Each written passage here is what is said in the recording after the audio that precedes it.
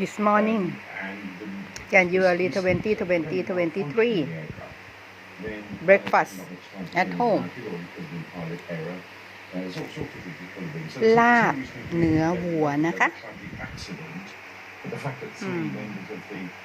ดูข่าวยูเครน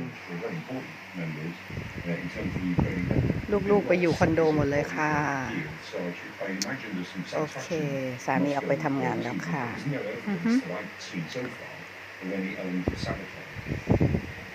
ลาบเนื้อมีดคุกคอลาบลาบเนื้อมีดคุก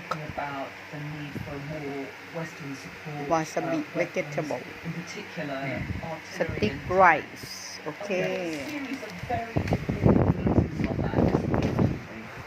We have a big one is the contact group in Ramstein on Friday, and this is the last feasible time that the West can make a difference in providing mainland particularly the Western mainland,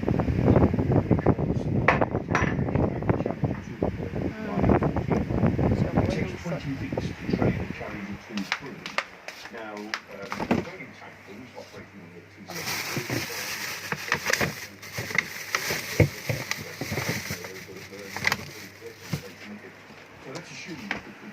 Okay, 3. And it can take 10 or 12 months to get the challenges there, which are absolutely on their way. All the things that these guys will then back up with the maintenance and the engineering support and so on. Jasmine, 0 calorie. 10 or 12 weeks now is springtime, when the Russians will be there with their big offensive, which we know they're planning, we know they're preparing. Okay. And the time for eating. The defense minister yesterday announced a series of so-called reforms, and he talked about the creation of 7 new divisions and the uploading of 5 more brigades into the division. So they've created about 12 new divisions and several other new sorts of forces, including new forces for the occupied territories in Ukraine. I did a quick top up, and it came to about 210,000. Okay. They're creating units, new units, that will absorb 210,000 troops at least. So the Russians will arrive in pretty big numbers, not all of them will arrive in Ukraine, but some of them will, not all of them. And they'll arrive in numbers in about 10 or 12 weeks' time. So if the Allies don't take a decision this Friday, if they take a decision now, it will be just in time. If they fail to take a decision, the chances are it will be just too late.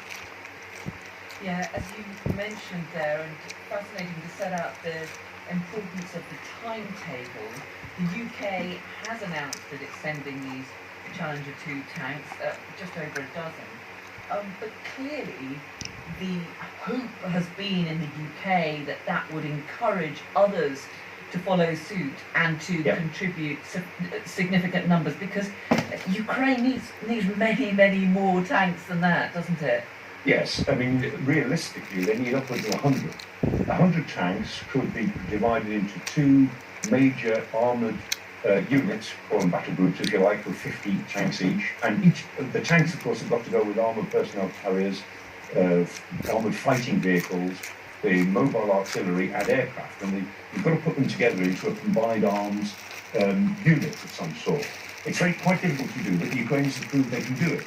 Interestingly, the Russians can't. They don't do it that way. They say they do, but they actually don't. And so the tanks have got to be used properly. And Britain's 14 tanks are welcome, but they won't make any strategic impact. They'll have a tactical impact where they're used, but they won't make a strategic impact. The Ukrainians need upwards of 100. And of course, the big numbers of tanks in Europe that they need are the Leopard 2. There are about 2,000 Leopard 2 tanks in various countries in Europe. About 14 different allies use the Leopard in addition to Germany. So there's plenty of Leopards around, plenty of ammunition, of course, and the ammunition for Leopard tanks is fairly common. The Challenger only take their own ammunition because of the type of gun that they use, typical. But there's plenty of Leopard 2 ammunition, plenty of servicing, plenty of spares. If the Germans, who are the license holders for this, they don't even have to send their own Leopard 2s. They simply have to agree to allow other countries to send, let's say, 5 or 6 countries, send 15 or 20 each. Then the Ukrainians would be in business. In 8 weeks' time, they'd have 2 very powerful armoured battle groups, and they could take the war to the Russians with that, not just defend well and launch local offensives. They could take the war to them getting behind them, move faster